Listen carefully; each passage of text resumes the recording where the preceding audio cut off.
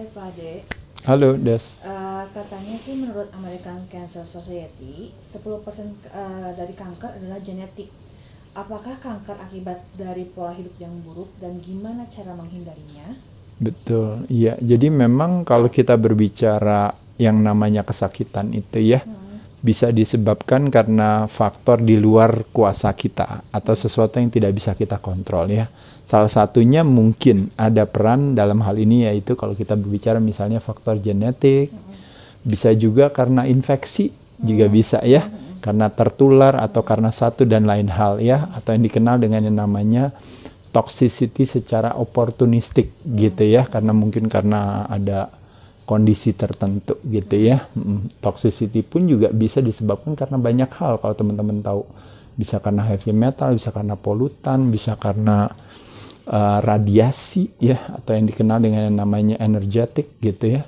Bisa juga karena mungkin disebabkan karena, nah ini masuk ke pola perilaku, yaitu adalah stres dan lain-lain. Oke, pertama-tama saya terima kasih sekali lagi sama Organik yang mensupport saya selalu dalam upaya mempromosikan atau berkontribusi menyehatkan masyarakat di Indonesia.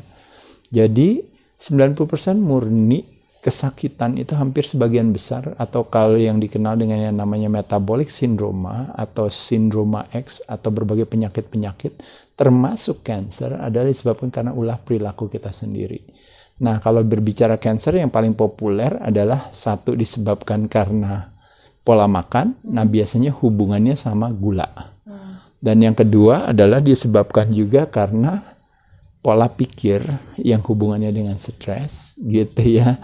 Dan yang terakhir mungkin faktor-faktor lain dalam arti lifestyle. Seperti misalnya salah satu penyebab kanker juga adalah yang paling dominan juga adalah rokok, kalau teman-teman tahu ya. Jadi sekali lagi teman-teman, kita lihat di sini, kalau berbicara pola hidup sehat itu ini ibarat seperti triangle. Kesatu, kita melakukan aktivitas olahraga, benar-benar sesuatu yang akan menyehatkan kita. Makanya kenapa suatu saat nanti di masa depan, kalau seandainya ada obat termahal di dunia, obat itu hanya akan mimicking, adalah hasil daripada kita membayangkan kalau teman-teman habis latihan beban gitu ya, perasaan yang dirasakan oleh teman-teman ketika terjadinya rilis yang namanya endorphins, yang namanya serotonin, oksitosin dan sebagainya. Itu semua perasaan itu kita rasakan pada saat kita berolahraga kan, betul ya. Tapi bayangkan kalau seandainya ada obat yang bisa kita makan dan ternyata kita bisa merasakan efek seperti kita habis olahraga, maka apa yang terjadi, obat itu akan menjadi obat termahal di dunia, mahal banget. Nah sekarang kita nggak butuh obat itu, teman-teman. Yang kita butuhkan hanya cukup dengan olahraga. Jadi olahraga adalah salah satu strategi yang mudah untuk kita bisa punya pola hidup yang sehat, termasuk juga akhirnya jauh dari berbagai hal, termasuk dari cancer. Tapi cancer sendiri adalah memang sesuatu yang dari dalam, kalau teman-teman tahu. Jadi sesuatu yang dari dalam akhirnya kita aktifasi dia. Makanya kenapa ada istilah yang orang bilang katanya semua dari diri kita memiliki sel cancer. Tapi masing-masing tergantung istilahnya bagaimana ekspresi daripada sel itu, tergantung daripada ulah perilaku kita gitu. Makanya kenapa peran genetik itu sangat kecil. Tapi lebih dari 90% itu adalah karena ulah perilaku kita. Karena apa? Karena kita tidak melakukan hal ini, satu. Kedua adalah tentunya adalah faktor makanan. Kalau kita berbicara makanan, memang paling populer dari makronutrisi adalah karbohidrat.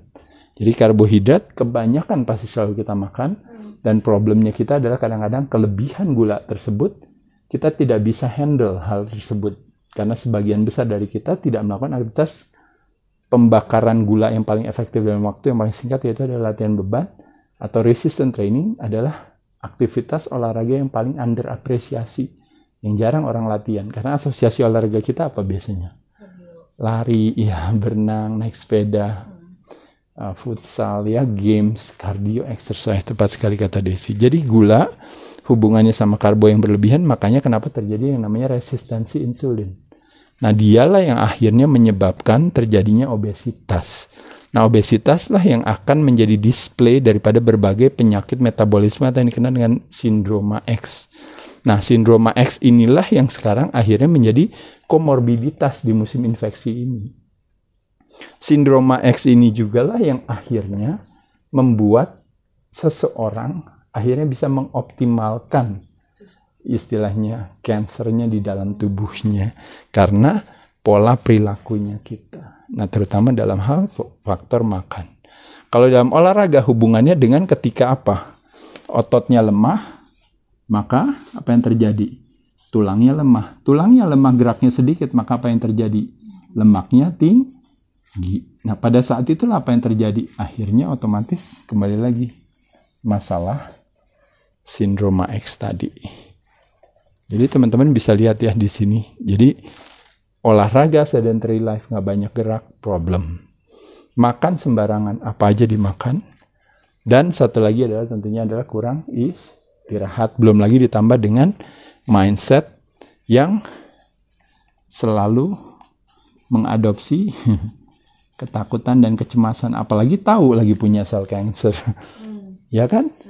Ketika divonis, makanya kenapa butuh yang namanya komunikasi medis itu penting adalah seperti itu. Karena ketika salah komunikasi, pada dasarnya sebenarnya kan di ahli kesehatan kepengen gitu bercerita, iya Des, kamu tuh punya masalah ini gitu ya. Kamu mengidap itu gitu dengan harapan memberikan sebuah kewaspadaan gitu.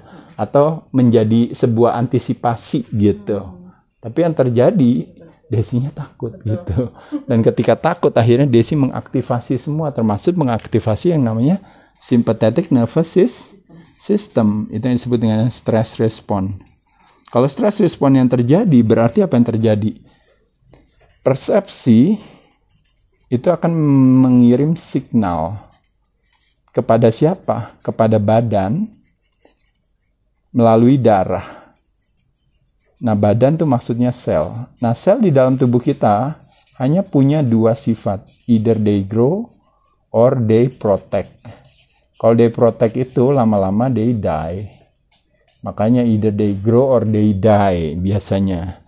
Nah, problemnya adalah dengan kita mengirim signal yang akhirnya membuat badan takut, cemas, signalnya cemas ke badan, maka pada saat itu yang terjadi adalah yang namanya fight or flight mode. Sekali-sekali nggak ada masalah, tapi kalau terus-menerus, akhirnya terjadilah si kanker tersebut. Tapi ini secara umum ya, karena saya tidak dalam kapasitas teman-teman ngomongin soal kanker dan sebagainya. Saya hanya bercerita tentang salah satu potensi yang menyebabkan kanker tadi adalah hal yang di luar daripada teknis. Karena teman-teman bisa benar kena kanker gara-gara yang tadi saya katakan, yang sifatnya memang mungkin di luar kuasa kita, ada sesuatu atau mungkin terjadi toxicity kan satu hal. Tapi dengan pola perilaku kita yang buruk, akhirnya memungkinkan nggak untuk akhirnya kita malah akhirnya penyakit atau kansernya tersebut terus naik, meningkat stadiumnya atau levelnya ya. Bukan hal yang bijaksana. Oleh sebab itu, yuk kita rubah ulah perilaku kita. Kita rubah ulah perilaku kita, terutama mindset kita.